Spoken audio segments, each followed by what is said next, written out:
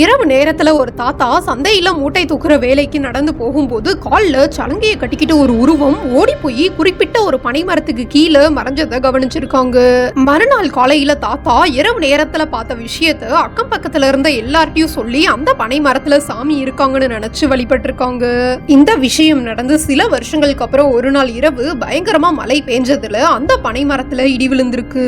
இந்த விஷயத்தை பார்த்து பதறி போன மக்கள் நம்ம ஏதோ தப்பு செஞ்சதுனால சாமி குத்தம் ஆயிருச்சு போல, அதனாலதான் இடி விழுந்திருக்குன்னு நினைச்சு கவலையோட என்ன பண்றதுன்னு புரியாம குழப்பத்தோட இருந்திருக்காங்க.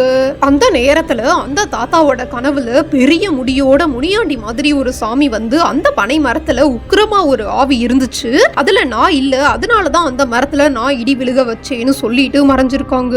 உடனே அரண்டு எந்திரிச்ச தாத்தா கனவுல வந்த விஷயத்த எல்லார்ட்டையும் சொல்லி இடி விழுந்த பனைமரத்துக்கு பக்கத்திலேயே உக்கிரமா இருந்த ஆவியை அழிச்ச முனியாண்டிக்கு ஒரு தூண்ல மணியை கட்டி சாமியை வழிபட்டதாக சொல்றாங்க. இந்த முனியாண்டி சாமி மதுரை ஆண்டிப்பட்டியில இருக்காங்க.